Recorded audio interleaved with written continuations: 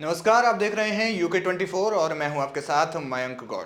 जोशीमठ में भूतसाव की स्थिति गंभीर बनी हुई है। सरकारी आंकड़ों के मुताबिक जोशीमठ में अब तक कुल 868 घरों में दरारें आ गई हैं। वहीं 181 घर अनसेफ जोन में है, यानी रेड क्रॉस हो गए हैं।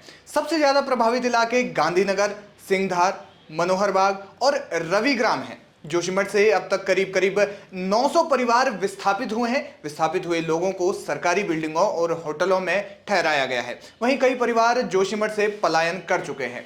महिलाओं और बच्चों समेत हर उम्र के लोगों के साथ सर्वाइवल की स्थिति पैदा हो गई है। परिस्थिति कितनी गंभीर है, इस बात का अंदाजा आप इसी बात से लगा सकते हैं कि जोशीमठ में सर्वेक्षण करने गई विशेषज्ञों की टीम ने कहा कि जोशीमठ के अस्तित्व को बचाना लगभग नामुमकिन है। जोशीमठ के बाद बद्रीनाथ हाईवे पर भी दरारें पड़ने लगी हैं। हाल ही में जोशीमठ बचाओ संघर्ष समिति के संरक्षक अतुल सती ने अपने फेसबुक के जरिए बद्रीनाथ हाईवे पर पड़ रही दरारों और बड़े बड़े गड्ढों की तस्वीरें साझा की थी। 20 फरवरी को जोशीमठ में रेलवे गेस्ट हाउस के पास करीब 10 फीट गहरा गड्ढा हो गया। बद्रीनाथ नेशनल हाईवे पर करीब 10 और बड़ी दरारें आने की खबरें हैं। इसके अलावा कई अन्य जगहों पर भी दरारें और गड्ढे होने की खबर है। आने वाली 22 अप्रैल से चार धाम यात्रा शुरू होने जा रही है।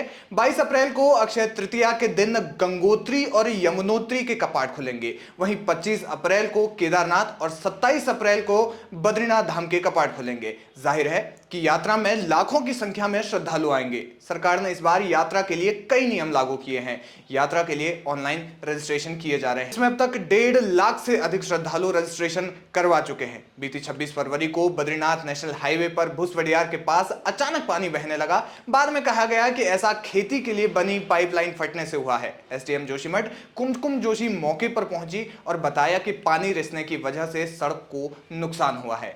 एक और जोशीमठ की स्थिति को लेकर देश भर में लोगों के मन में कई तरह के सवाल हैं। दूसरी ओर यह भी सवाल है कि भूतसाव के बोझ तले दबा जोशीमठ चारधाम यात्रा में लाखों श्रद्धालुओं का बोझ आखिर सह पाएगा या नहीं।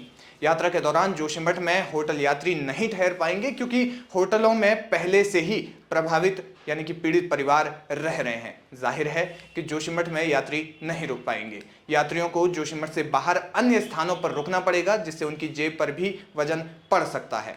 चारधाम यात्रा में इस बार बदलाव सरकारी स्तर पर भी हुए हैं। जोशीमठ और बद्रीनाथ हाईवे की स्थिति को देखते हुए यात्रा में कई बड़े बदलाव देखने को मिल सकते हैं। तमाम बड़ी अपडेट्स के लिए आप बने रहिए हमारे साथ, देखते रहिए UK24। नमस्कार।